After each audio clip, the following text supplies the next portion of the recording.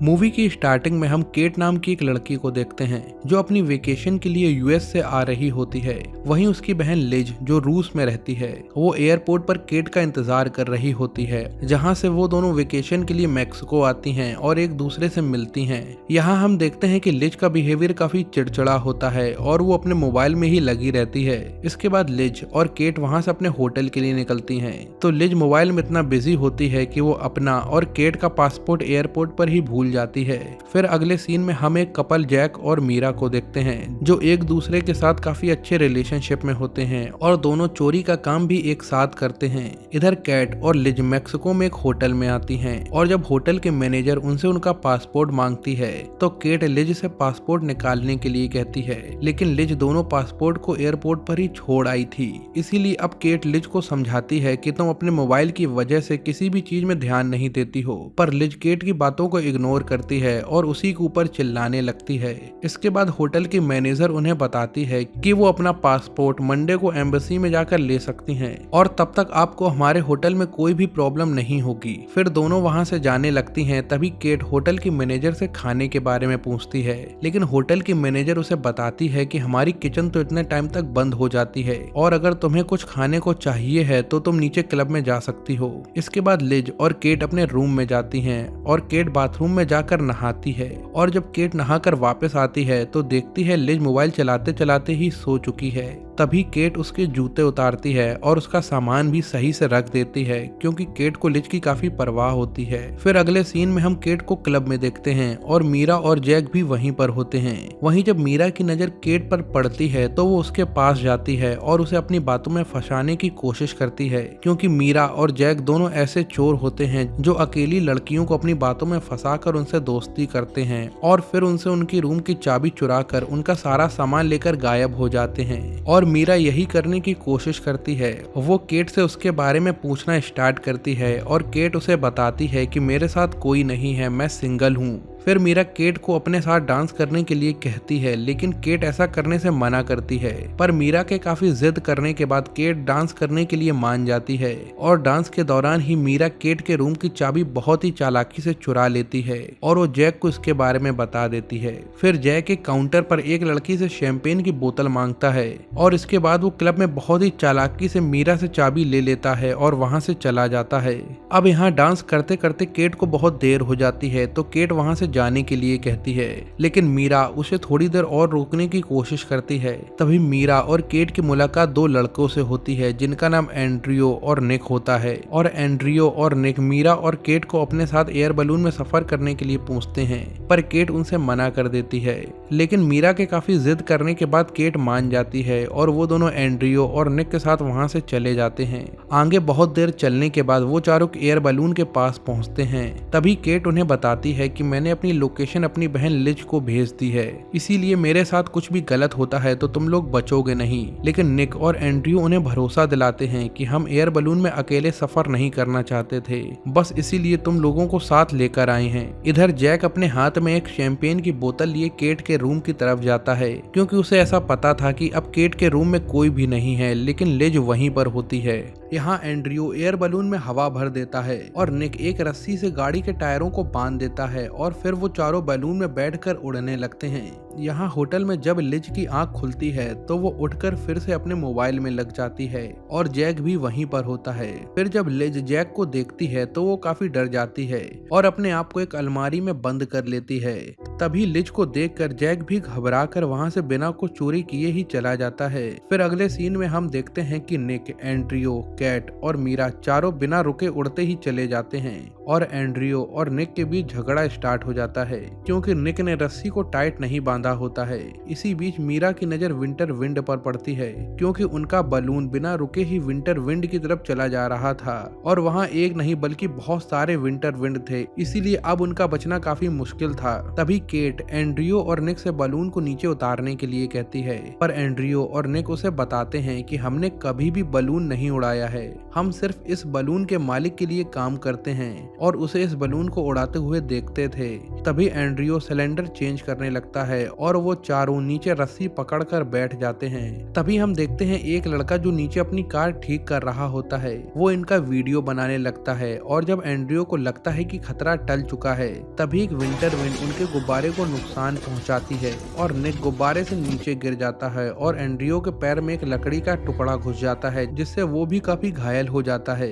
इसके बाद केट की नजर फर्स्ट एड किट पर पड़ती है और वो उससे कुछ जरूरत का सामान लेकर एंड्रियो को ठीक करने की कोशिश करती है और केट एंड्रियो के घाव से खून को रोकने के लिए अपनी टी शर्ट उतार कर बांध देती है। वहीं एंड्रियो जो अब घायल होता है, वो केट को बलून का बर्नर बंद करने के लिए कहता है।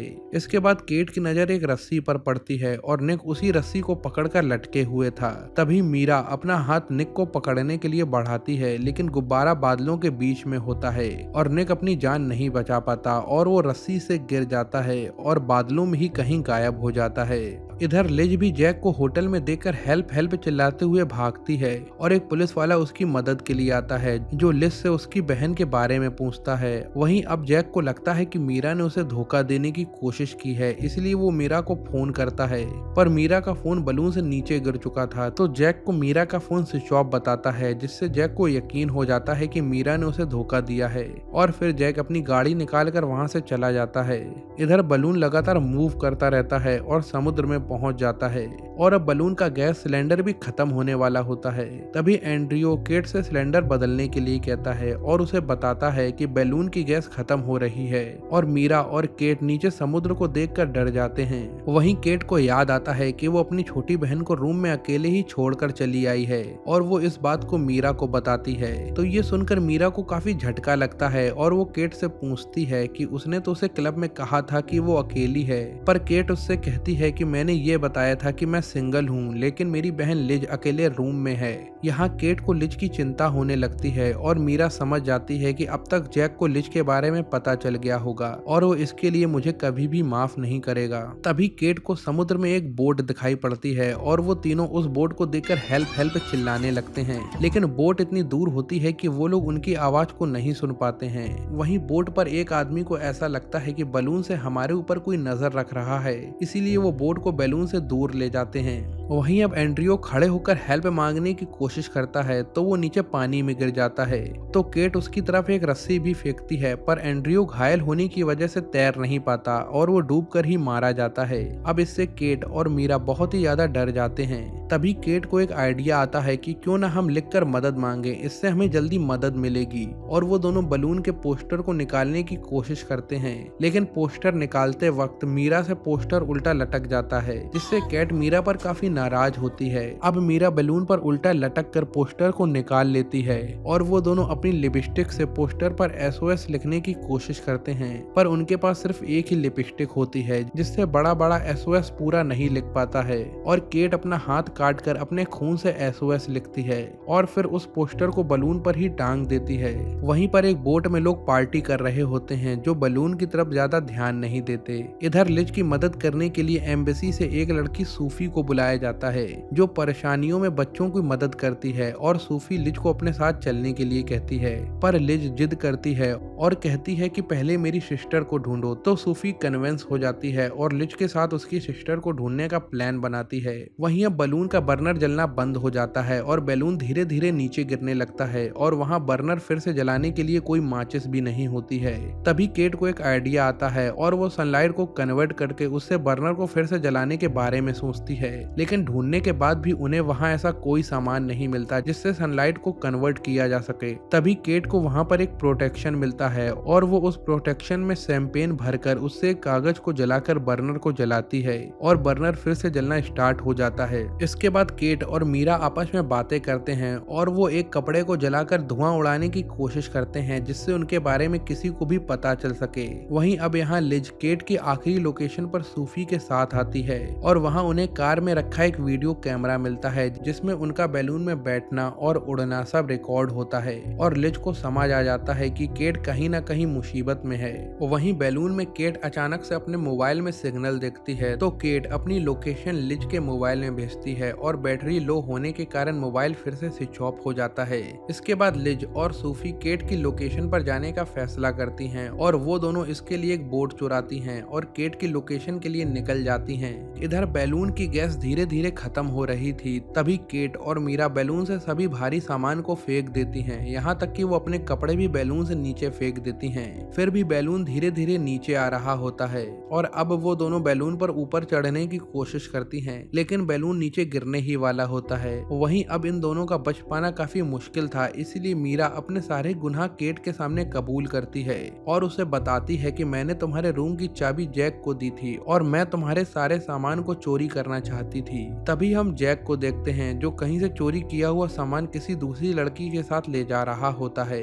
इधर लिज भी सूफी के साथ उसी लोकेशन पर पहुंच जाती है, पर उसे वहां कोई भी दिखाई नहीं पड़ता और उनकी भी बोट यहीं पर बंद हो जाती है। और अब तक केट और मीरा पानी में गिर चुके थे और वो दोनों तैरने की कोशिश करते हैं और वहां उन्हें सूरज की किरणों के बीच एक उम्मीद की किरण दिखाई पड़ती है, क्योंकि जो बैलून का सिलेंडर होता है वो पानी में तैर रहा होता है और वो दोनों उस सिलेंडर को पकड़कर तैरने की कोशिश करते हैं। तभी उन्हें वहां पर एक बहुत बड़ी मर्चेंट शिप दिखाई पड़ती है, पर उसका कोई फायदा नहीं होता क्योंकि वो शिप बहुत बड़ी होती है और उन्हें नहीं देख पाती और वहां से निकल जाती है। इधर जैक के साथ भी जो नई लड़की होती है वो उसका सारा माल उड़ाकर वहां से चली जाती है और जैक सोता ही रह जाता है। लास्ट सीन में फिर हम लिज को देखते हैं जो अपनी बोट से सिग्नल देने की कोशिश करती है, जिसे केट और मीरा सुन लेती हैं और वो लिज को ढूंढ लेती हैं और इस तरह सूफी और लिज उनकी जान बचा लेती हैं और इसी के साथ ये मूवी एंड हो जाती है। Good bye.